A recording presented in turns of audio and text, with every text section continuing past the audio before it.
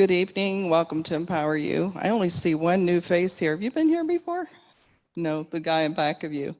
You have? Okay. I didn't recognize you. I'm not going to go through the whole spiel that I usually do because I know you already know that. I just will remind you, if you've only been here a time or two, that we do operate on donations. So we pass around our little red bucket towards the end of the class. If you'd like to give a donation, we appreciate it. The other thing I'll remind you of, we have two speakers tonight. They will be taking questions. If you have a question, raise your hand. Wait for us to bring a microphone to you so that everyone can hear, especially the people online. They can't hear if we don't have a microphone to them. Then I want to just go over a couple of classes. Next Tuesday, we have Armstrong, the documentary that we're going to be showing. So that's going to be movie popcorn night. Sharon Coolidge, who was the only reporter that I know of that got an interview with Neil Armstrong because he didn't give interviews, is going to be here to start off that class and tell you about that interview. If you've seen Armstrong the movie, this is not the same thing. This is the documentary. I've been told it's better than the movie. I'm not going to tell you that. I know that for sure because I haven't seen it. And then on Wednesday night, we have Federalism and Supremacy. Attorney Joseph Ashcraft is going to be here from the Federalist Society, and he's going to be talking about local, state, and federal laws, how you can have a different law in each one of those entities that aren't the same. So which law do you follow? He's going to be covering that and more. The other class I want to talk about is Empower You Does TED. Dan and I did some interviews last night of our people that are going to be, who are stepping out and doing something some of them have never done before. And they're going to be telling us their ideas, their thoughts on certain subjects. It's going to be a really fun class. I hope you'll consider coming and supporting them because they're looking forward to it. We're looking forward to it. If it goes well, it might be something we'll do each semester. We'll see. And Dan, if you would please come up, and we're going to give away a door prize, so pull out your tickets.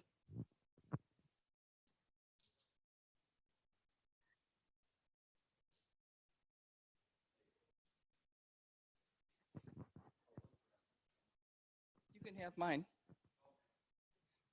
So we will ask our guest speaker to draw a ticket.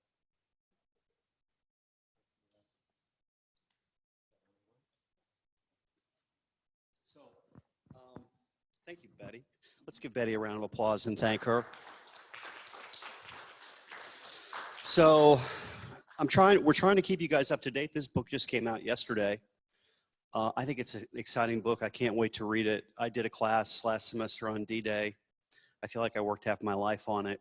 But when I heard it's called 3 Days at the Brink. It's a book by Brett Baer.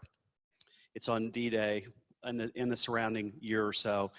Just some really interesting things he talked about that I didn't know when I researched it for, I think, close to a year. He talked about the fact that Roosevelt had to travel to Tehran, Iran, to meet Stalin and Churchill, and that almost killed him. It was a terrible journey there. It was 6,000 miles. He had to go on a boat, and he was already sick a little bit, and that there was a threat to kill all three of them when they were there, which was really interesting. And a lot of the background stuff that I probably didn't get into will be in this book. So I envy the winner. It just came out yesterday. The winner is number 165. Mel. Let's give Mel a round of applause. You are lucky. You're a lucky guy. And I will tell you during our federalism class, which is going to be incredibly great, someone has donated a Betsy Ross t-shirt to go along with our Betsy Ross flag. So come to the federalism class. When I went to my very first college class, I'll tell this probably a couple times, in Fort Wayne, Indiana, political science class, first semester, the guy, big hair, kind of like mine, walked in the class and he said, the single most important thing that I could ever teach you is the importance of federalism and the role between the cities, the states, the federal government, and how they interact. If I'm successful at teaching you that, you will have learned everything you need to know. Our board member, Joe Platt, has arranged this class to talk about federalism because of some of the insane things that are going on in our local governments where they are passing laws that are not in conformity with other parts of our government. So we could have 3 different laws, like we now have 3 different marijuana laws. We have a marijuana law in the city of Cincinnati. We have a marijuana law in Hamilton County. We have a marijuana law in the state of Ohio. None of the 3 are the same. It's, in my mind, it's crazy. I don't understand how any elected official could not partner together, team up, have one set of laws that people could understand. It makes no sense to me.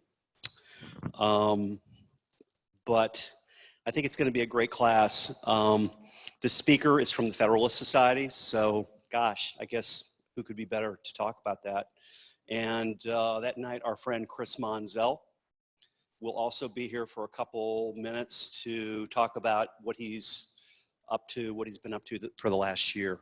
So hope to have you join us. Just a couple things I wanted to tell you about. Wanted to welcome our online guests. We've got several tonight. It's good to see you. Get your chessboards out, get ready to go. I wanted to thank our team, Bill Roll, our treasurer back there. Could you give him a round of applause? Jay Grunke and Brooke Sanders, who are our producers tonight. Thank you, Jay and Brooke. And Betty Overstreet, our executive director. Really sorry about the class Tuesday night being canceled. I'm a huge conspiracy theorist.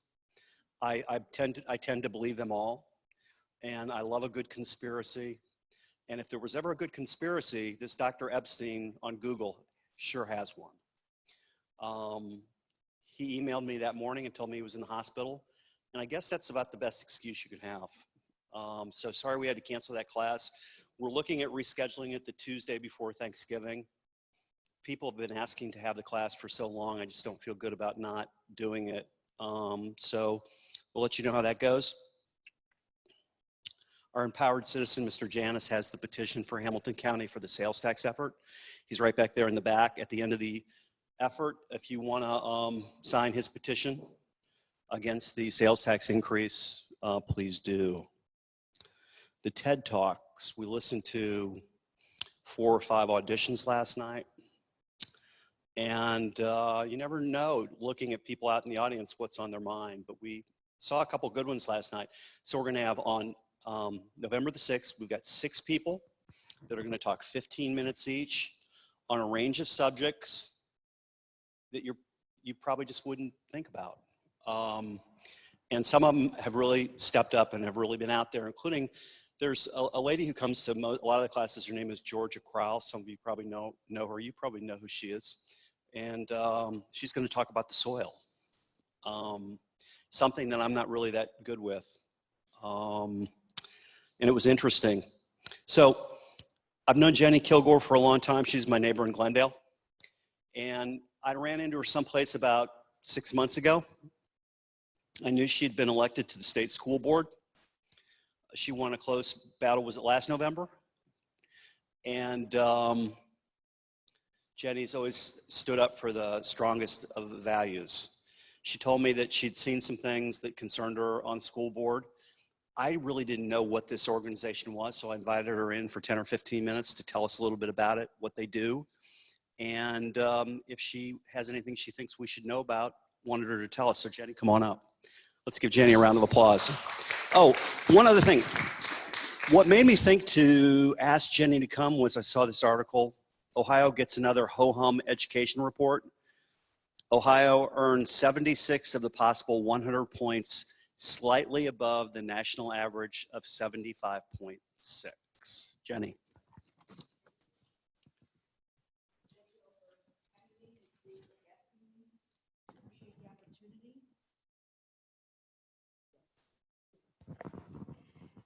And I usually count on my teacher voice. This is new to me. Yes, that's what Dan said. So I was elected to, I ran for last fall and was elected to the Ohio Board of Education. I felt like I had a skill set that would benefit our children.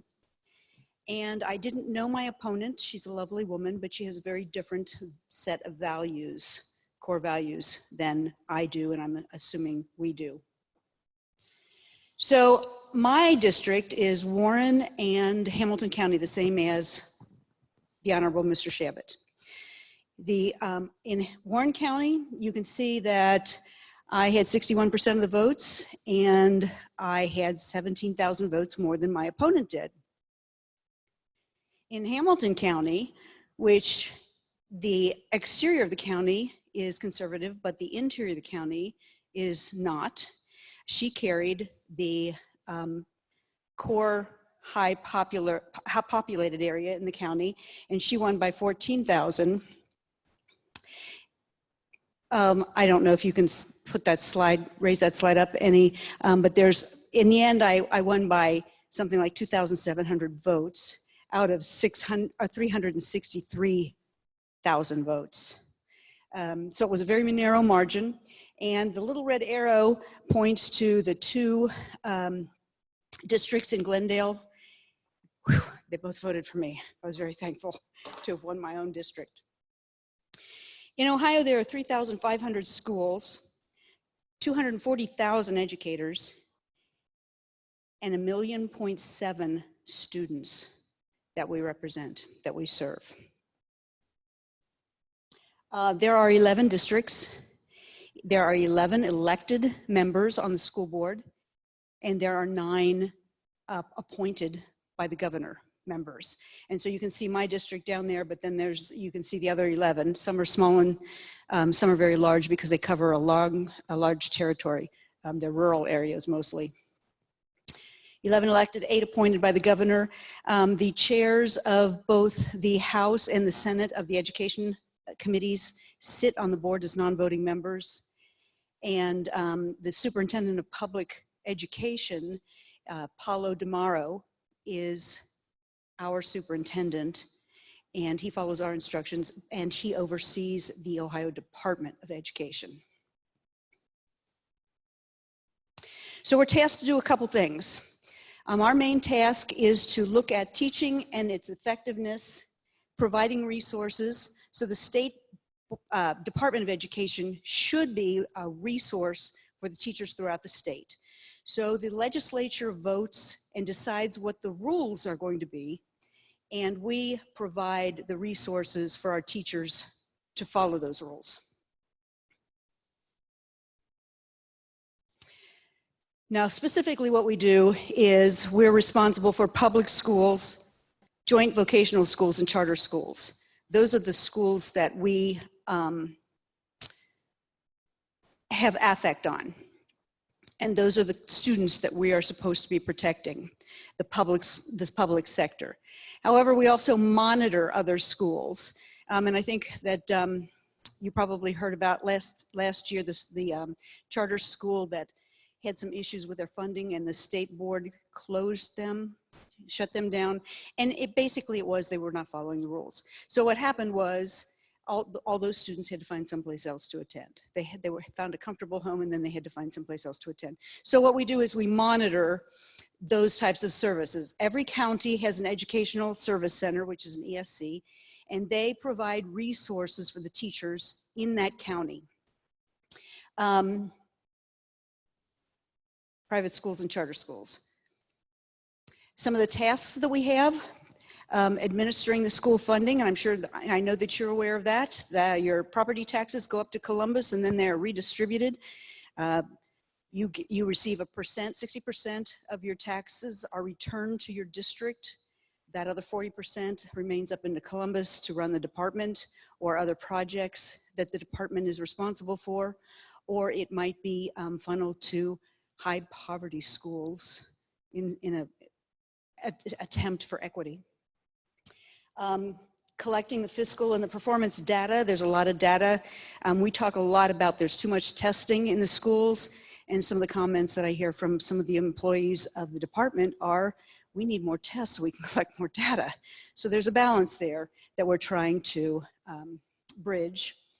Administering the achievement tests, district level report cards, which is a big issue right now. I'm not sure, I'm sure that we represent a lot of different school districts here in this room. I happen to live in Princeton School District. Our school district does not look good on paper, but the test, the criteria, does not capture all the things that Princeton School District is doing well for the transitory population of students that it has, which it behooves us to educate them because they will be our neighbors. Administering the voucher system and providing professional development, and most of that is done through the ESCs. That is a flow chart. I know it's too small to see, but the point that the reason I concluded it was the board is the square at the top and all the rest of this is the Department of Education. So there's a lot of people employed, a lot of offices, and it's a very expensive department.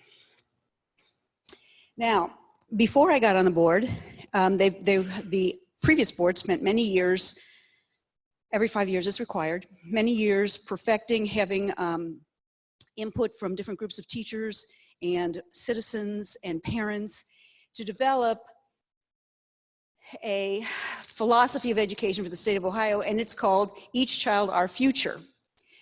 And it is on the website, the Ohio Department of Education. If you Google ODE, it's easily accessible, and you can see everything that it entails. But some of the things that we're talking about, some of the things we're talking about in the Assessment and Accountability Committee, which I am on, is the report cards, how the graduation requirements, how a lot of students need more than 4 years to graduate, especially when you're talking about English as a second language students, and the problems that it presents the high school when a student doesn't graduate in 4 years because of the report card reporting. So it's a cyclical process that nobody's benefiting from. And a committee that I'm not officially on, but I'm sitting in on, is a continuous improvement committee. And what it does basically is it is watching the schools.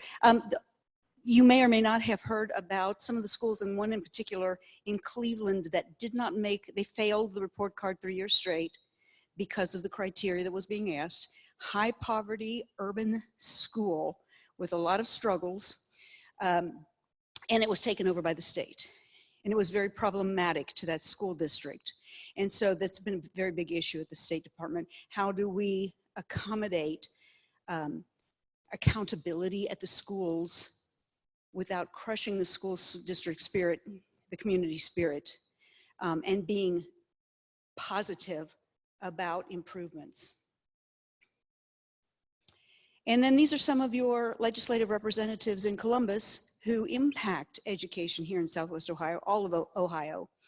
And higher education is really not a function of the Ohio School Board, so I didn't highlight that. But primary and secondary education, you'll see there's 2 conservatives and 2 liberals on the primary and the finance committee.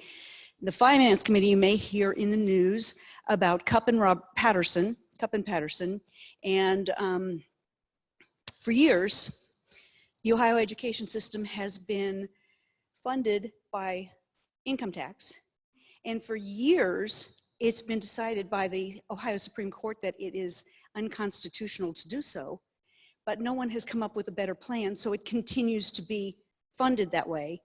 And Cupp and Robertson, I'm sorry, I keep saying Robertson, Cupp and Patterson are trying to develop an equitable plan, a reasonable plan, a fair plan to, so that the taxpayers and the communities feel that their resources are there for their communities, but also so that something filters to the high poverty areas that just don't have the resources. So their name, you will hear of them in the news. And then the person that Louis Blessing, we know him because he's local. But if you look at this list, I'm not sure if you can see it in the audience. You probably can. at home, but there's quite a few conservatives on the education committee, and that, I believe, is a positive thing. So I wanted to end my speech on a good note. The Department of Education every year has a Teacher of the Year, and these teachers apply for this. And there are 11 because there are 11 districts in Ohio. One was not able to come for that picture. And our delegate is Leela Kubash, and she is a teacher at Norwood Middle School.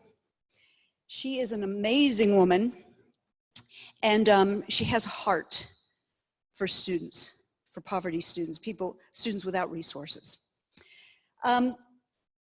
The Each Child, Our Future is the plan that the previous school boards have worked on.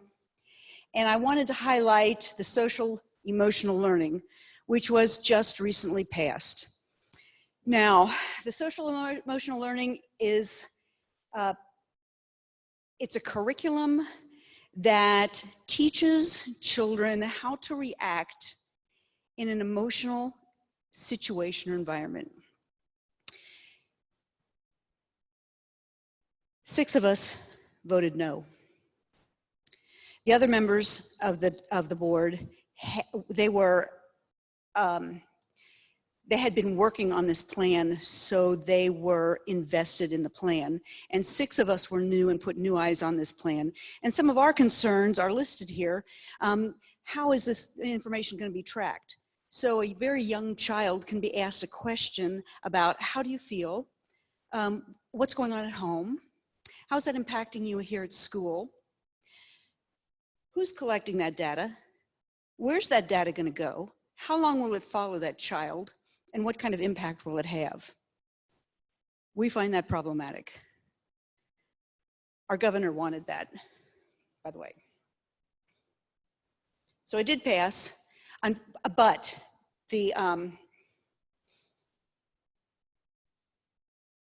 those are guidelines and not rules. However, when teachers and educators came to speak to the board before the vote, it's very obvious from their comments that they assume that it's law, and they will be adjusting their curriculum to fit this pattern, to fit this guideline. And back to Leela Kubish, that is Leela and me, I'm sorry to say, and her superintendent, wonderful people. And if you Google Leela Kubish, K-U-B-E-S-C-H, you will get her TED Talk. She is an amazing young woman who grew up in Africa, East Africa, with nothing, and has a heart for young people who just feel defeated by the system. So good news coming out of Southwest Ohio, I think. If anyone's got any questions about what we do, I would be happy to do my best to try to answer them. Yes, We've got time for just about one question, Rose. Do you determine like a list of books that the students should read? I have a suggestion. It's called The Law, okay? By, I'm having a brain freeze. Yes, Frederick Bastiat. It's only 50 pages, but I think every high school teacher, every high school student needs to read it to figure out what legislators are called to do, and to understand there's a higher law, it's called the natural law. And I'm wondering if our public schools are being taught this. But this is it's small, it's a short treatise and understandable. And I would just like to suggest that. One other thing, I'm concerned about sex education in the public schools. Because, and what's your thoughts on this, especially the influence of Planned Parenthood? First, I'd like to thank you for the suggestion on the reading. I have to be honest, I'm not sure who makes those lists. It may come from the department, or it may be a curriculum that the individual school districts actually purchase. So I can't give you a firm answer on that. As far as the curriculum that schools teach, and specifically health and sex ed, that is also a purchased curriculum by the school district. And what should be happening is the community of the school district should be determining what their children are learning, and it should be local control. The problem with that is those who are writing health and sex curriculum are of the ilk of Planned Parenthood, so that's what there is to purchase. Say that again. Rule Woods. That's the curriculum that the schools in the Archdiocese of Cincinnati Mhm. use, and maybe you could look into it, working with them to use it or to adjust it to the public schools, because it teaches the children their dignity. They have to start with them. Now, I'm really concerned about Planned Parenthood. I'm Because they're telling the kids, if the other child consents, it's okay. But they're too young to consent. Well, you're exactly right, and it is a very big concern, and parents need to be made aware or make themselves aware, and really drive the effort in the communities to have the schools represent their values. So let me make sure I understood the answer. Thank you, Rose, for the comment. If people have problems with their own district, what they're teaching in sex ed, they need to go to the district.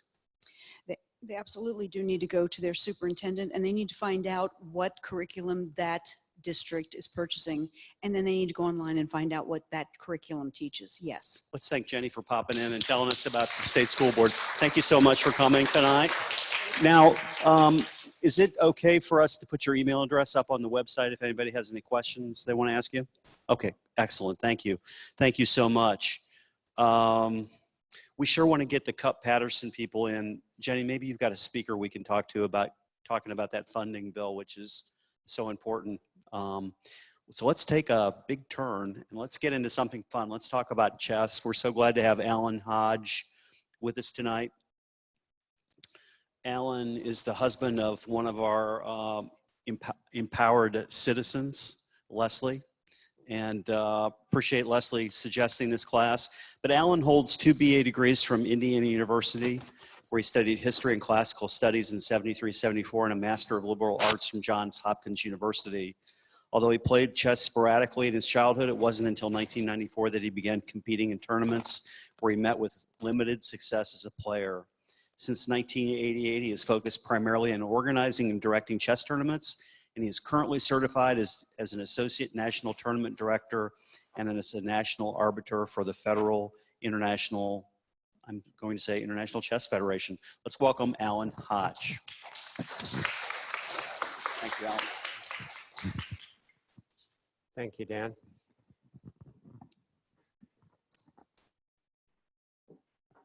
All right. Does that disrupt anything? I hate that word. All right.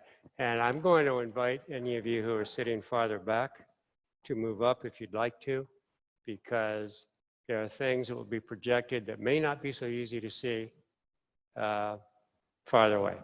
If you're too shy to move now, I don't care if you get up and move later. I don't care if you don't get up and move, but I'm just suggesting it. Sound check, sounds good? Everybody can hear all right? Okay.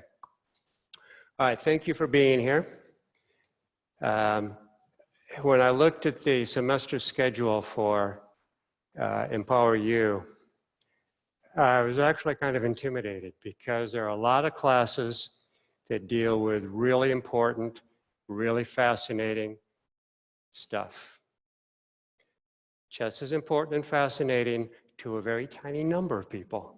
So I appreciate the fact that you have come out to spend what I hope is a little lighter evening to hear something about chess. To give you an idea of what's in store, that's my game plan for the evening. I want to talk about various aspects of chess, so that regardless of what you came in knowing, hopefully you'll go home having learned something. When I get through my various topics there, I will take time to answer some questions if you have them. If you have an urgent question that can't wait, by all means, interrupt me and we'll deal with it at the time. All right, but before I begin with this, I have some questions for you. The first is, why can't I touch the music stand? All right. How many of you know what chess is? Almost everybody, okay. How many of you know how to play chess? Oh my gosh, you're blowing me away. Okay. How many of you have ever played in an organized chess tournament? I got you there. So I would guess that none of you is a chess master. That's a relief. All right. In any case, you'll be happy to know that you are an exceptional audience because more of you play chess than would be indicated by the demographics that we're going to look at soon. All right. Having said that, let's jump right into it. Chess as a cultural artifact. What do I mean when I say that chess is a cultural artifact? By cultural artifact, I mean something that we are aware of, culturally conditioned to be aware of, and to perceive in a particular way. Something to which we attribute particular qualities or about which we have particular expectations, even if we don't know very much about the thing itself. Everybody knows about football, soccer, opera. We all know what those things are, even if we've never been to a football game or been to an opera. That's what I'm talking about as a cultural artifact. With respect to chess, most people know what a chess set is, can recognize it, even if they've never played the game. And many people associate chess with certain qualities, such as above average intelligence, achievement, and sophistication, because that is the image of chess that our culture reflects back to us. Chess is so embedded in our cultural consciousness that we use chess terms. Checkmate, stalemate, pawn, gambit, move, sacrifice, game, a chess match or chess game, to describe metaphorically any number of other competitive situations, from war to sports to crime stories to politics. It's part of our vernacular. So chess has this aura about it that transcends the game itself. People sometimes tap into this aura for completely unrelated purposes. Marketing people, for example, as illustrated by this ad for Ethan Allen Furniture. Ethan Allen does not sell chess sets, but that image is in their ad because it's intended to convey the message that these people are smart and sophisticated. And by the way, they bought Ethan Allen Furniture. All right? Now, I give Ethan Allen credit because it's hard to see in this scale, but those chess pieces are actually set up correctly. Very often, if a chess set is used in an ad like this, the pieces are not set up correctly. That means the advertiser either didn't know or didn't care to set them up correctly, or perhaps more to the point, assumed that the viewer wouldn't know the difference anyway. There again, it isn't the piece setup that matters. It's the aura associated with the pieces simply being there. The aura of chess is so powerful that people exploit the image even while getting the image wrong. Now, so that you can tell whether an advertiser is giving you blarney or the real facts, I'm going to teach you the correct way to set up a chess set. Maybe I will. Oh my goodness. I guess I won't. Dan, I didn't anticipate this. All right. This is actually a chessboard. Let's see what happens. All right, can you visualize a chessboard? There are pieces on it. All right, if my animation works, you'll still make sense of this. In the right-hand corner, closest to you, that square must be a white square. The queens are on their own color. The white queen goes on a white square, the black queen goes on the dark square. The rooks are on all the corners. Between the royal couple and the knights and the rooks, we have the bishops and the knights. The bishop is next to the royal couple, the knight is next to the rook. And finally, all the pawns are in rows on the second rank in front of the big back rank pieces. Those are the 5 points to check to see if the set is set up correctly. You'll be challenged later on to remember that image and try to imagine it really is a chessboard with pieces on it. All right. The chess has been a popular subject also for movie makers, especially since, I think, the success of Searching for Bobby Fischer in 1993. How many of you have seen that? Okay, a few of you. I recommend it highly. It's a great movie. You don't have to understand anything about chess whatsoever. It's really a great movie. And it has been enduringly popular since it was released, and that was 26 years ago. Sometimes chess in movies is used merely as a window dressing. An incidental prop used to convey to some particular character in the movie the attributes that I just talked about. A few movies have used chess as an artful metaphor that is integral to the larger framework of the movie. Most famously in The Seventh Seal, Ingmar Bergman's classic from 1957. I'm showing my age. How many of you have seen that, The Seventh Seal, or heard of it? Thank you, Jenny. In The Seventh Seal, the medieval knight engages sporadically in a chess game with the devil, with whom he has tried to bargain that if the knight wins the game, death will set him free. You're gonna have to watch the movie to find out who wins. My personal favorite, believe it or not, is Draft Day. And yes, it's about the professional football draft. What's that got to do with chess? Well, in Draft Day, Sonny Weaver, played by Kevin Costner, is a general manager of the Cleveland Browns. In the first scene of the movie, the Seattle GM has a discussion with his owner, I guess, to figure out what they're going to do with the top draft choice. And they decide they're going to try to trade it to Sonny. The second scene in the movie is right here.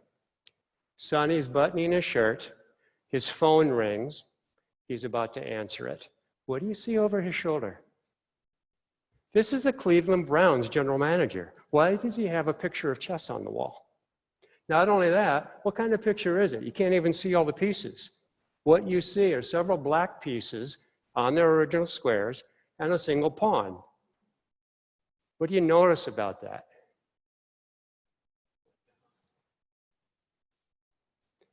That is a picture of a chess game in which only the opening move has been played. White has moved his pawn to e4. That's his first move. Seattle's GM has called Sonny. That's his first move. That is an artistic metaphor for what's happening in the movie. The opening move of the Draft Day shenanigans has just taken place. And now Sonny, is playing black in our metaphor, has to pick up the phone and respond to that move.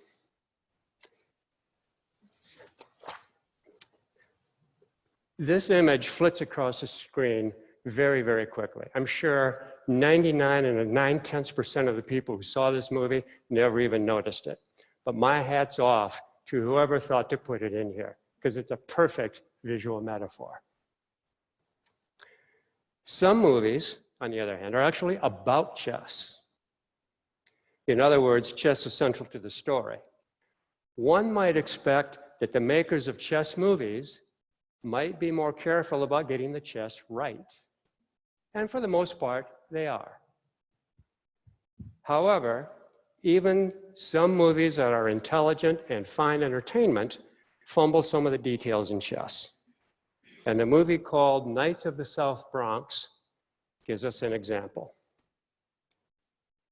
All right, this is unfair because my diagram is so messed up, because what's happening is Dan's computer is not reading some of the stuff I have in my computer because he doesn't have an application that translates those figures into chess figures, okay? But those of you who are familiar enough with chess, can you guess what's wrong with this picture? Thinking back to our 5 steps, you know? The white queen's on the white square. That looks good, right? But if you think about it, if you had a real chessboard to look at, you would realize that the white queen, to start the game, is always to her king's left. This queen is to her king's right. The only way that could happen is if they have a dark square in the lower right-hand corner. The board is turned 90 degrees. You got me? So, incorrect picture. Nice movie, enjoyed the movie, recommend it. They got the chess wrong. All right. For all that, I cheer any intelligent movie that's about chess. And I forgive these errors because there aren't many of them that I've seen. I predict that there will be many more such movies because chess is constantly producing new stories of the unlikely triumphs such as Hollywood loves. And I predict that within a few years, oops, that was to help you decipher the last one. In a few years, you might see a movie about Tani. Tani is now 9, but this spring when he was 8 years old, he won the K-3 state championship in New York. What's impressive about that, besides simply doing it? He learned chess and won his championship while living in a homeless shelter. There'll be a movie about him someday. All right, so chess is widely recognized culturally, but just how popular is it really? The data suggests that the true chess aficionados are in fact a rather rare breed. Now I'm going to try to use this laser without advancing my slide. This line right here, this bar, is the approximate population of the United States, 300 million. The US Chess Federation, and I don't know what their basis is, suggests that 10% or 30 million people in America are chess enthusiasts. That's the term that they use, chess enthusiasts, by which I think they mean euphemistically people who play chess recreationally. They know how to play. They don't play tournaments. If we take this little bar and blow it up so it's visible, we have 30 million now in this bar. That bar right there, can you see it? Yeah, you better eyes than I have. That's 94,000 members of the US Chess Federation. 30 million chess enthusiasts, but only 94,000 members of the USCF. So if we take that squat little bar and blow it up so it's visible, now you can see it's 94,000, right?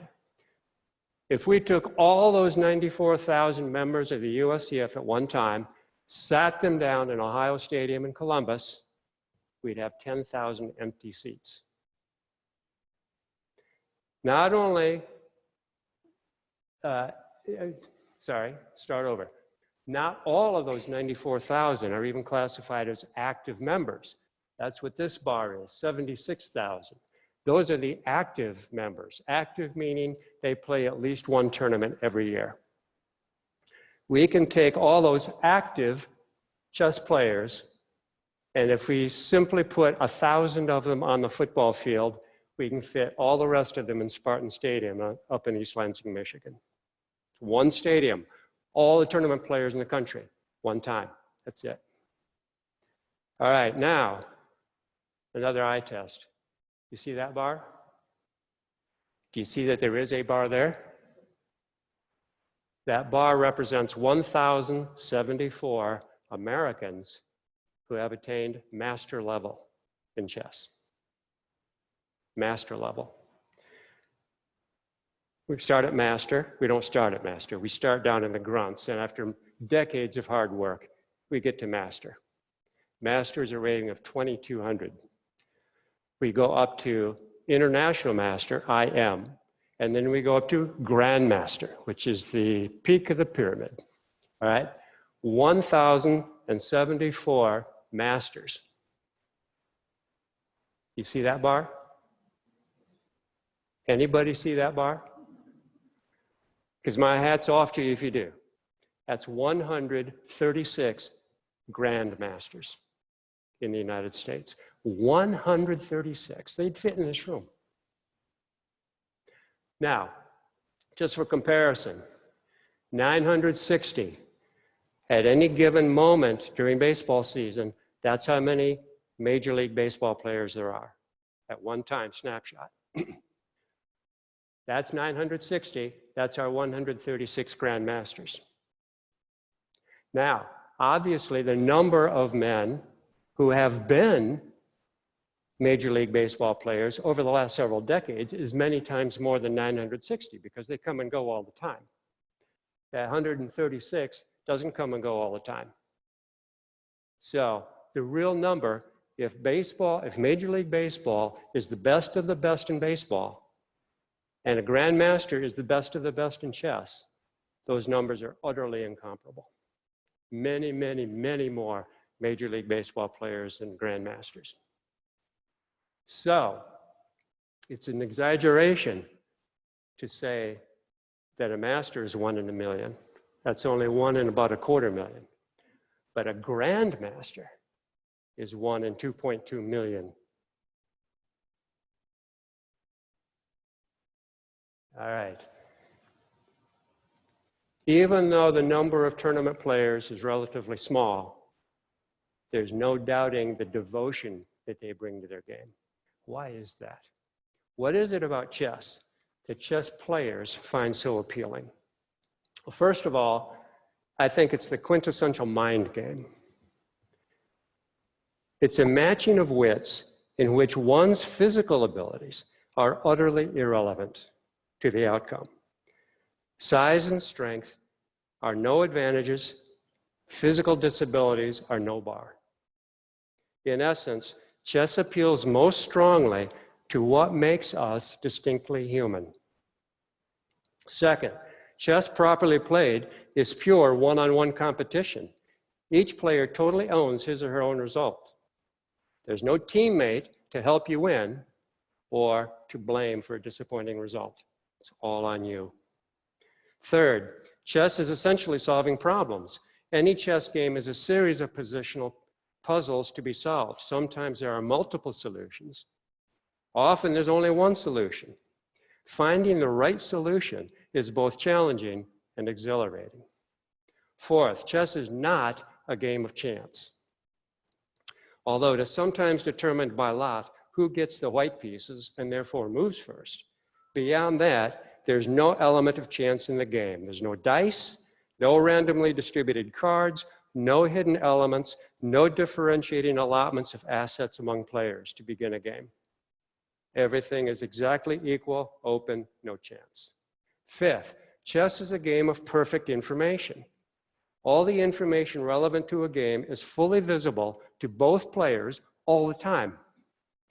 And yet the outcome of the game depends on what one player sees and the other player doesn't see. Sixth, chess is for all ages and all skill levels. No matter how old you are or how good or bad you are, if you know how to play chess, you will always have a seat at the table of chess. We sometimes have pre-kindergartners play in our chess tournaments. And I'm told that the US Chess Federation has 2 members that are 100 years old. I don't know of any other activity that can involve, challenge, and reward such a great diversity of people for so long a time, or one in which our participants' age is so irrelevant. Finally, chess is relatively simple to learn, but inexhaustibly deep. Children as young as 4 or 5 can and do learn to play competent chess. And most older people can learn the rules of the game in an hour or less. On the other hand, gifted players can and do spend decades investing intense effort exploring its complexities. Just how numerous are the possibilities? Well, it's generally accepted that the average chess game lasts 40 moves. And on that basis, somebody actually figured out an answer to that question. Come on. Oops, sorry. In 1950, Claude Shannon calculated the possible number of 40-move chess games, a figure henceforth known as the Shannon number. He estimated as about 30 the potential number of viable moves at every turn. In this way, he arrived at a total number, 1 followed by 120 zeros, that easily exceeds the number of atoms in the observable universe. Let me restate that. The number of possible 40-move chess games exceeds the number of atoms in the observable universe. If you've ever wondered what 1 followed by 120 zeros looks like, there you go. Chess was invented to help train men to become better generals. But what does it do for those of us who have few prospects of becoming a general, let alone directing a battle that involves chariots, elephants, and cavalry? Among the writers who've considered this question is Ben Franklin, and we will do well to begin by considering what we wrote in his 1979 essay, The Morals of Chess. I don't know if you noticed it, but my wife put up a couple of posters elaborating on the quotation I'll show you. But Franklin says, the game of chess is not merely an idle amusement. Several very valuable qualities of the mind useful in the course of human life are to be acquired or strengthened by it, so as to become habits ready on all occasions. By playing at chess, therefore, we may learn foresight, circumspection, caution, and persevering. Over the past 40 years or so, various studies have been conducted with scientific rigor to try to substantiate the claims that its enthusiasts make for chess. 20 such studies and papers have been collected in a document called The Benefits of Chess. I can only allow you a small sampling of that due to our time. But one of those studies makes the following statements. Chess makes kids smarter. It does so by teaching the following skills: focusing, visualizing, thinking ahead, weighing options, analyzing concretely, thinking abstractly, planning, and juggling multiple considerations simultaneously. As a result, children become more critical thinkers, better problem solvers, and more independent decision makers. These conclusions have been backed up by educational research showing that chess results in increased scores on standardized tests, both in reading and math. Chess also teaches children about sportsmanship, how to win graciously and not give up when encountering defeat. For children with adjustment issues, there are many examples where chess has led to increased motivation, improved behavior, better self-image, and even improved attendance. There's another study called Developing Critical and Creative Thinking Through Chess that involved groups of students who chose to participate in one of several optional extracurricular programs, one of which was chess. This first slide takes only the chess group, the chess playing group. They took a test for critical thinking at the beginning of the program. They then went through their chess program for some number of weeks and took the same test at the end of the program. And the bar chart shows the change in scores. In only one instance, out of 15 participants, only one did not show a pretty significant increase in his score on that critical thinking test. Another study compared the group of chess playing kids to the kids in the other groups, other programs, with respect to creativity. and the gains in creative thinking. I don't know how creative thinking was measured, but the same measure was used for all the kids both times. And you can see on the left, these bars represent the gains in creative thinking for the chess players, as opposed to the gains by the kids in the other groups. All right, some of this may be self-selective, but nevertheless, I think the evidence is pretty strong. Chess, yes, does make people smarter.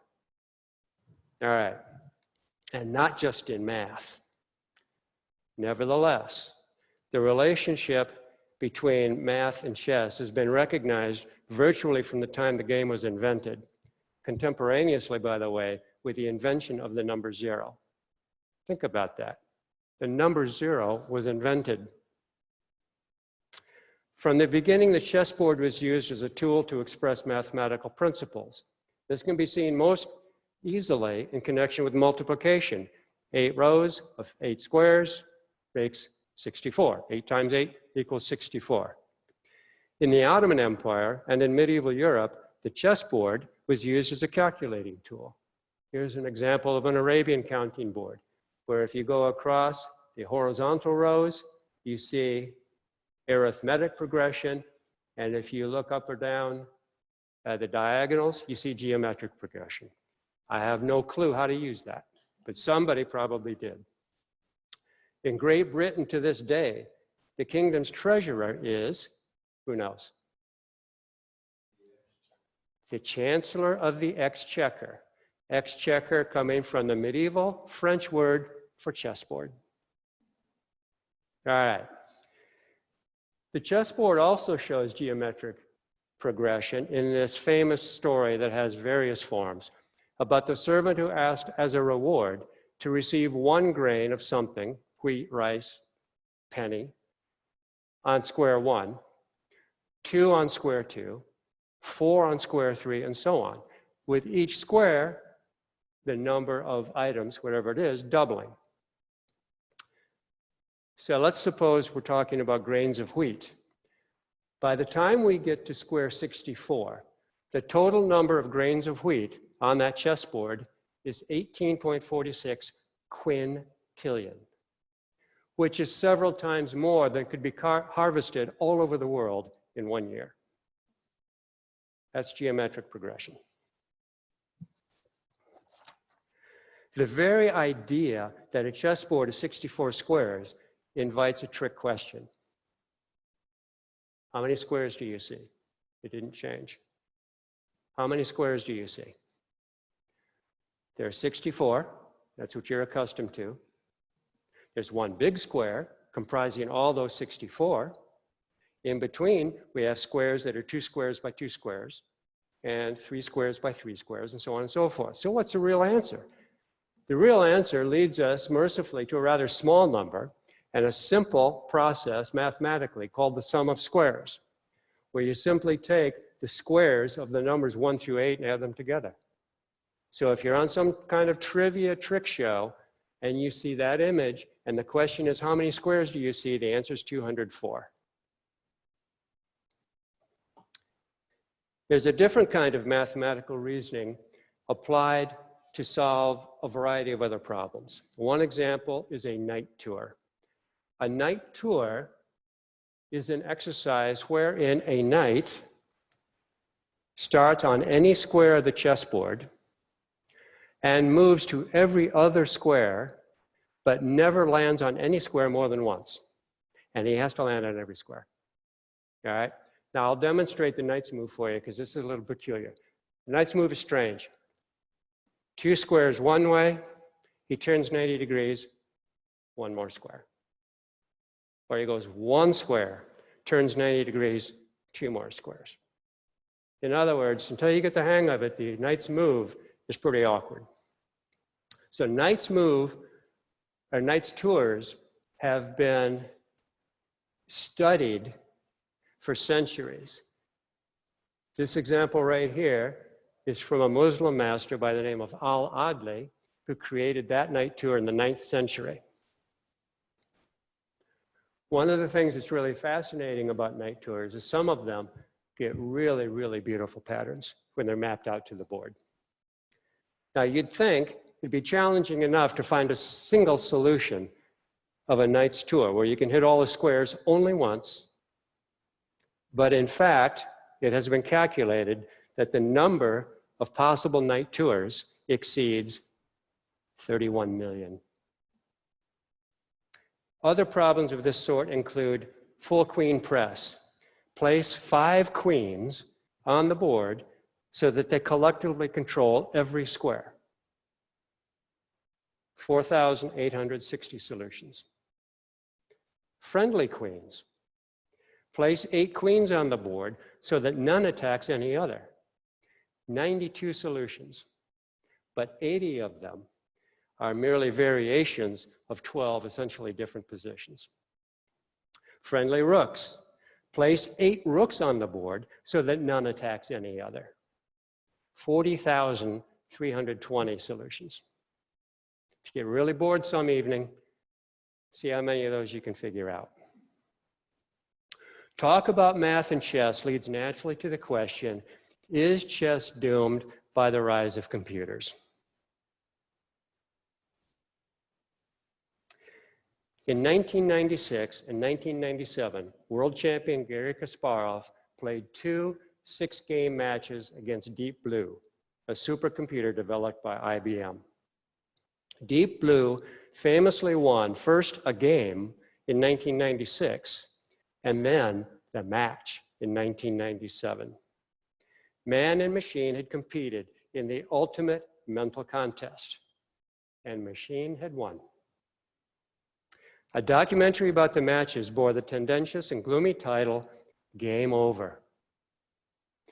That was more than 20 years ago, and the doomsday forecast has so far failed to be realized. It appears that the game is not yet over. Although computers have become increasingly more powerful and their programming more sophisticated, no computer or bank of computers has yet solved chess. In any case, because no human being could ever calculate every permutation of any game that it might take, competition between humans will continue to thrive. Why? Because chess is fun. And no machine has yet driven to extinction anything that humans do for fun.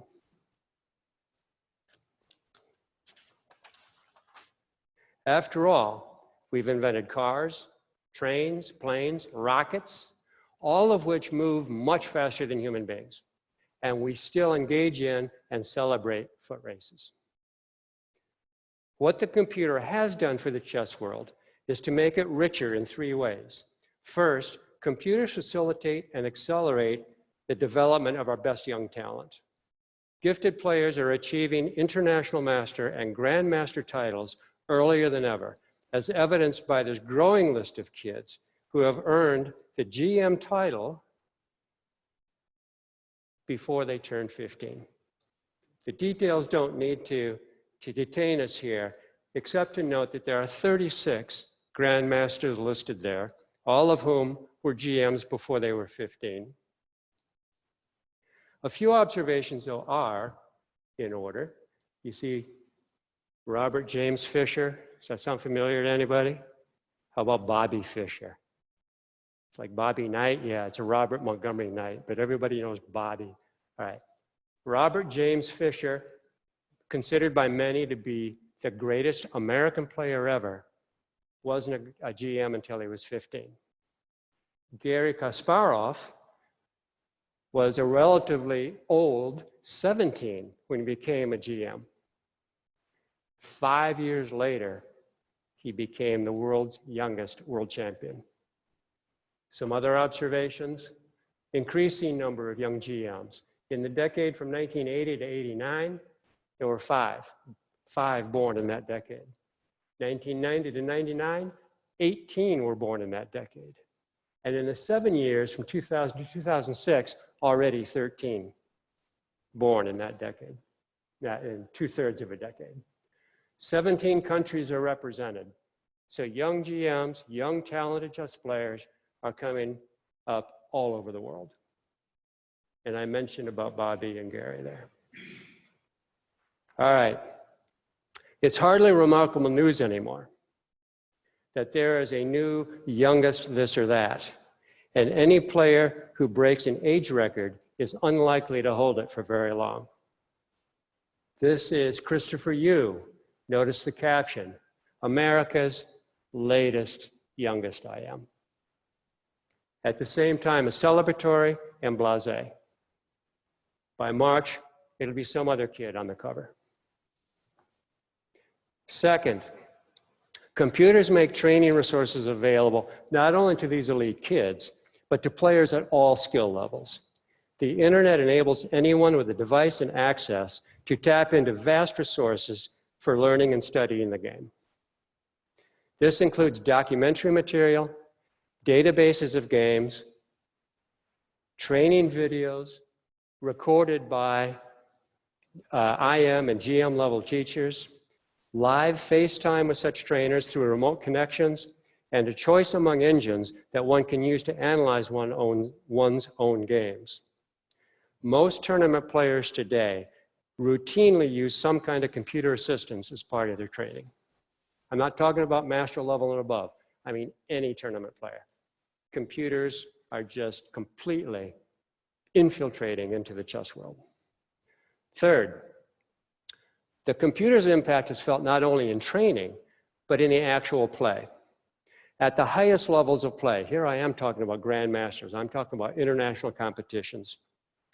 At the highest levels of play, the advent of strong computers and their attendant technologies of storage, access, and communication has not merely stimulated, but demanded human creativity in chess. Because chess innovations, and by innovation, I mean a new move, a new line that has not been played in recorded history. They're published and disseminated so fast in our internet world that an unexpected move may help a player win a game or a tournament, but a few weeks later, that move is no longer unexpected. And some player has already developed a way to refute it. Consequently, the best players in the world are under unprecedented pressure constantly to find new lines of play and to resurrect old lines with novel and exciting variations. In short, chess is alive and well in the computer age. All right. So where did it come from, this game of kings and game of games? There are a number of stories attributing the invention of chess to a single individual. Among the candidates for this distinction are, and I kid you not, Moses, Pythagoras, and Palamedes. Palamedes was another ancient Greek, if only mythologically. It was Palamedes who tricked Odysseus into going to the Trojan War. If you remember the story of Odysseus plowing the field and he put Telemachus in front of the plow. Well, Palamedes is also credited with inventing the consonants of the Greek alphabet, coinage, jokes, measures, and dice. We can be certain, however, that Palamedes did not invent chess. The Indian creation stories come closer to what is generally accepted as true. What we know reliably about the origins of chess is predominantly the product of a gentleman by the name of Harold James Ruthven Murray. And because he's British, he's just H.J.R. Murray. He published his magisterial, A History of Chess, in 1913, after more than a decade of research. The earliest reference that Murray found to chess is dated to 570. And he concluded on that basis that chess was invented in, or not long before, 570 in India, essentially by one person whose purpose it was to develop a game requiring skill and knowledge and not dependent in any way on chance. In its earliest version of the game, it was called chaturanga, a composite word meaning 4 parts. The pieces of the game included the chariot, the elephant, the horse soldier, and the foot soldier, presumably the 4 elements of an Indian army of the day. To these were added the king and his minister to complete the set. What is truly stunning about Chaturanga is how much of it has survived for 14.5 centuries, essentially unchanged.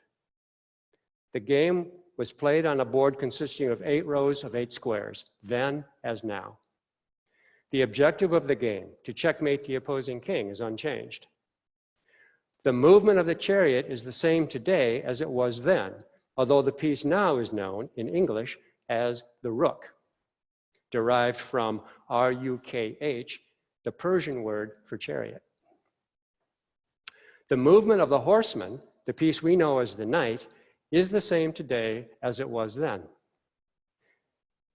The normal movement of the king is the same today as it was then. The movement of the pawn, although it has been somewhat refined, continues to include the attributes that was assigned to it then. So in most respects, in many respects, we're playing a game the same way that it was played 1400 years ago. We can safely assume that the game spread along trade routes, as games always have, but deliberate efforts to spread the game were made by personages greater than traders. The Persian poet Ferdowsi, who lived from 935 to 1025, wrote a book called the Shannon Number, the Book of Kings. This is an illustration from an early 14th century of the Shannon Number, and it shows an episode in which an envoy from an Indian Raja introduced the game to the Persian court of Khusrau with a challenge to solve the game's riddle.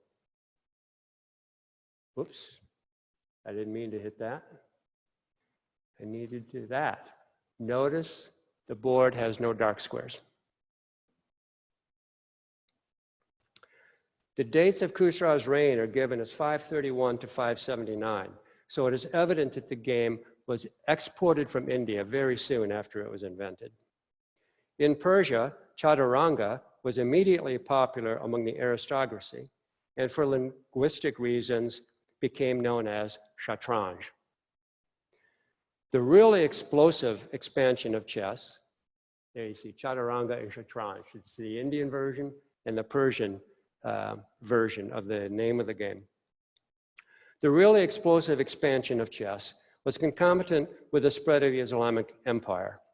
The Muslims adopted Shatranj from Persia and embraced it enthusiastically because it appealed to their ideals of free will, skill, and knowledge. Many Muslim caliphs were skilled and devoted players, and the earliest chess masters that we know by name come from the 9th to 11th centuries in the Muslim courts. Muslim poets, including Omar Khayyam, wrote about chess, and chess figured into the tales of the Arabian Nights. The germination of Shatranj among the Muslims was a seminal moment in world history. As David Schenck puts it in his wonderful book, The Immortal Game, in the history of intellectual progress, the embrace of free will over fate was a critical step. The realization, both personal and institutional, that people could help shape their own destiny helped lay the foundation for all modern science, philosophy, economic development, and democratic culture. Chess may have helped fertilize the concept and certainly helped some people to comprehend it. Our first episode in Chess in History illustrates how a ruler helped shape his own destiny,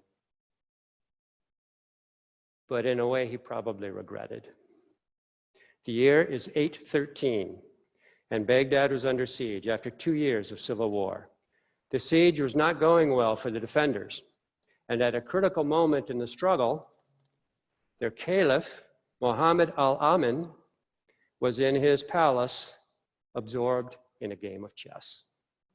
A messenger arrived and implored the caliph to rise and direct his attention to the city's defense. "Patience, my friend," the caliph calmly replied. "I see that in a few moves I shall give Kautar checkmate." Not long after this, Al-Amin, his men were captured. The 6th Abbasid caliph, victor in his final chess game, was swiftly beheaded. The story is surely apocryphal, but like many such stories, it points to a larger truth.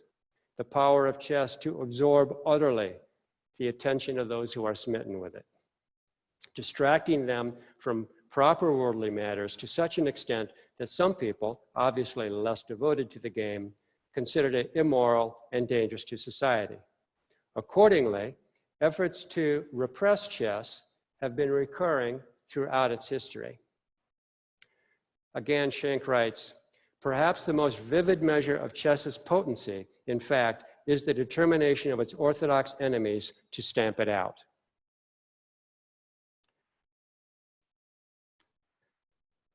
Only 9 years after Muhammad al-Amin won his game and lost his head in Baghdad, that is in 822, chess made its first known appearance in Cordoba, Spain, reportedly as a result of a one-time slave exiled from Baghdad.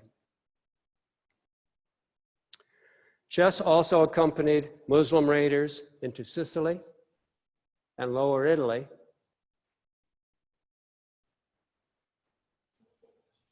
By 997, there's evidence of chess in Switzerland, and by 1200, it had spread to Britain and Scandinavia. With its spread into Europe, the game began to be changed significantly to reflect European society more accurately. The vizier or minister and the elephant were replaced by a queen and a bishop. The chariot likewise was replaced by the rook. We recognize it now as a tower, symbolic of the castles that represented power during that period. Though given a more European appearance, the queen and the rook continued to move as they had historically. But by the 13th century, the bishop had been liberated from his two-square hop on the diagonal and was free to move as many squares as were unobstructed. Another change altered the game not a whit, but it made the diagonals easier to distinguish and changed forever the iconography of the game. The board became checkered with light and dark squares. This is in Europe, probably around the 12th or 13th century. As Europe society refashioned chess, so chess also subtly and profoundly refashioned European society. We might justifiably consider this to be our second episode of chess in history, although it was an episode of long duration and slow operation. Around the year 1300,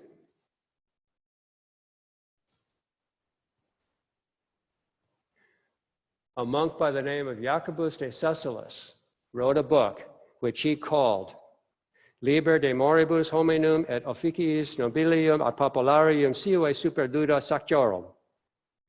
They loved short titles in those days. That translates into the books of the morals of men and the duties of nobles and commoners, or on the game of chess. While the book did indeed include a section explaining how to play the game, most of it was constituted of moralizing sermons in which Cecilis used chess terminology to describe societal organization, detailing with chess terminology how each class should live properly according to its status.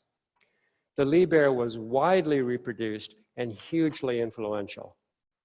But the influence of the metaphor on the various components of society was not always that intended by the author. Again, Schenck explains, before the Liber, argues University of Massachusetts medievalist Jenny Adams, the predominant metaphor for the state was the human body, which represented types of people as parts subordinate to the body as a whole. If the head, that is the king, of the body decided that the body should walk, the feet would have to follow. By contrast, the chess allegory imagines its subjects to possess independent bodies in the form of pieces bound to the state by rules, not by biology. If the chess king advances, the pawns are not beholden to follow. Thus, we find chess deeply embedded in European thought and arguably nudging it along just at the time when political theory was setting off in a new direction that would ultimately bring forth the great Western democracies. The 15th century game experienced a veritable sea change. This was a century that saw the rise of Isabella of Spain, not as a figurehead queen consort, but as a powerful and intelligent ruler in her own right. Chess aficionados in Spain took notice and explored a novel idea. Instead of limiting the queen's move to one square diagonally, why not combine in the queen the moves of the bishop and the rook? Presto, the weakest piece in the chess set suddenly became the most powerful. Various manuals written by Spanish players were published and widely circulated. The idea caught on, spread like wildfire, and was avidly accepted. The game was now in its modern form in almost every respect. Isabella features prominently in our third episode of Chess in History. Chess is responsible for the discovery of the New World. Did you know that? How many knew that, honestly? Okay. Between 1485 and 1491, Christopher Columbus had been to the court of Isabella and Ferdinand 3 times, asking them to sponsor him so he could sail west off the edge of the world. 3 times he was turned away. But after sending him away the 3rd time, Isabella had a change of heart. So she went back to Ferdinand, who was playing chess with one of his ministers at the time, and started importuning him to reconsider Columbus. Ferdinand got distracted, he got dismayed, he lost his chess queen, and he despaired of the position. Allegedly, there was a soldier witnessing this game who saw a combination of moves whereby Ferdinand could win the game. So he, Kilgore, whispered that to Isabella. Isabella then guided Ferdinand to discover the combination. It worked. He won the game. Now, ebullient and in an expansive mood, he agreed to sponsor Columbus, whereupon Isabella promptly recalled Columbus to court. Alas, the story is probably a total fiction. So we regrettably cannot credit chess for a diplomatic breakthrough on behalf of Columbus. However, we have in episode 4 another illustration of chess as an agent of diplomacy that has more creditable credentials. The scene is the English throne room in the early months of 1565. Queen Elizabeth I is on the throne, but her cousin, Mary, Queen of Scots, covets that throne and wants to marry Lord Henry Stuart Darnley, who also has royal lineage. Catholic France would be very happy to see Mary, Queen of England. And presumably, the French ambassador, Paul de Foix, has been instructed to find out how determined Elizabeth is to prevent the marriage between Mary and Darnley.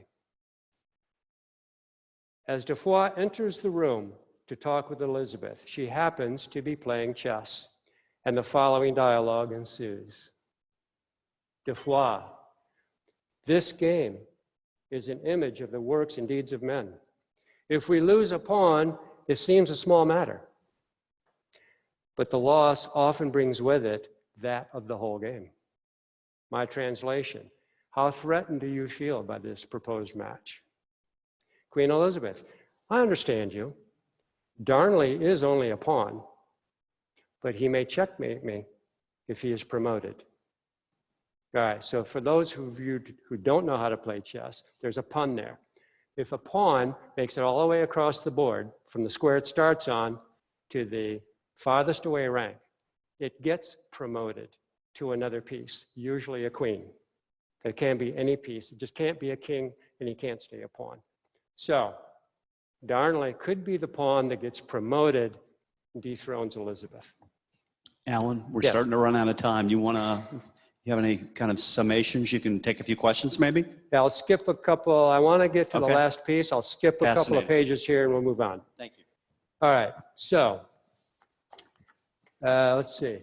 I want to show you this.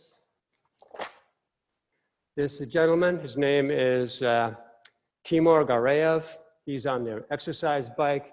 On his left, he's got a little table where food is delivered to him. On the right, he's got a little table where water is delivered to him. In front of him are arrayed 48 chessboards, each with an opponent. He's playing every one of those 41 games simultaneously and blindfolded. Now let that go. All right. I want to jump ahead to our last episode. This is Franklin and Lady Howe playing chess. She beat him that time. There was a plot to rescue Napoleon from St. Helena, which was smuggled to him in a chess set. But the French officer who was supposed to impart the information to Napoleon that the plot was inside the chess set died on the voyage. So Napoleon spent the rest of his life playing chess games with the chess set, not knowing that his escape plan was hidden inside it. And that brings us to the real example of where chess was a proxy for war, in this case, the Cold War. 1972, Boris Spassky, Bobby Fischer. You all know about that, right? This is the watershed of chess in America. This is a list of world champions from 1927 to 1972. You'll notice that with the 2-year exception of Max Euwe, they're all Soviets, right? So then we get to 72. The Soviets held the world championship for 45 years, with the exception of those 2 years in the 30s. For the Soviets, losing the world championship, especially to a Westerner, would be nothing less than a catastrophe and a disgrace. For the USA, the affair wasn't that clear-cut. To be sure, the match ignited enormous frenzy of interest in the United States among the American public. Millions who'd paid the game little or no mind previously had followed the dramatic proceedings closely. And the US Chess Federation enjoyed a spike in membership that was unprecedented and has never been replicated. Days before the match, when Fischer was still waffling about whether he would even show up for the match, Secretary of State Henry Kissinger called him. Kissinger, this is a quotation from a book called White King, Red Queen. Kissinger instinctively sensed that losing this talisman of Soviet intellectual pride would not only be uncongenial to the Kremlin, but profoundly unsettling for the people living under its tutelage. So he rang Fischer and wished him well on behalf of the US government. Later, Fischer told the world, "I have decided that the interests of my nation are greater than my own." All right, what do you know about Bobby Fischer? After this, 1992, he broke American law by playing a rematch with Spassky in Yugoslavia. So the State Department or whoever, the US put out a warrant for his arrest. He was never able to come back to the United States. He became a rabid anti-American. And not just because of the 92 thing, but increasingly. But in this flicker of patriotism, if that contributed to Fischer actually showing up in Reykjavik, we should be grateful for it, because he was not yet the rabid anti-American that he was. In 1972, for Fischer, it was all personal. Everything he saw about the match, from the prize fund, to the film rights, to the playing conditions, to his personal obsessive vendetta against the Russians. He saw all of that through the prism of his own interest. Of course, Fischer did win the match in a suspenseful, crushing, and scintillating fashion. Absolutely dominating performance. Maybe unparalleled in all of championship chess. And he remains the only American in history to be officially the world champion. But he did not end the run of Soviet champions. He was succeeded in 1985, that's a typo. Oh, no, it's not. 1975, he refused to defend his title. So again, we're back to the three names Russian, Russian, Russian. Karpov, Kasparov, Kramnik. Finally, in 2007, an Indian becomes world champion. And when he loses the title, a Norwegian wins it. So the run of Russian or Soviet champions has ended for the time being. But even more importantly, it's not the title that changed so much. What Fischer did do is he destroyed the Soviet chess machine, because Kasparov and Kramnik and other elite players, after 1972, they were all following the mode of play that Fischer pioneered, not the Russian style whatsoever. So he did kill a machine. It just took a while before someone else stepped up. All right, I'll attempt to answer any questions that you have. Thank you for your attention. Thank you so much. Any fascinating? Anybody have any questions for Alan? Anybody have a question online, Jay? Okay, yes, right here. Yeah, Jerry Black. I'm just wondering, are there chess clubs in Cincinnati? Yes, there are. There is a Cincinnati Chess Club that meets on Thursday evenings in Deer Park. There's a recreation center there whose name escapes me, but it's in the park. What's the name of that park? Chamberlain. What is it? Chamberlain Park. Yes, I think that's right. So Thursday evenings, every week, they meet there. You can just walk in. It's very informal. There's also a Claremont County Chess Club I've not been to, so I can't tell you where they meet, but they still have a website, even though the information there may be 5 years old. But I think they're still active. Yeah. Any other questions? I don't know, Alan, do you mind if we put your PowerPoint up on our website for people to kind of refer back to? I don't mind at all. You good with that? Yep. I'll never forget, I don't want to show my age, was it 72 that was the big,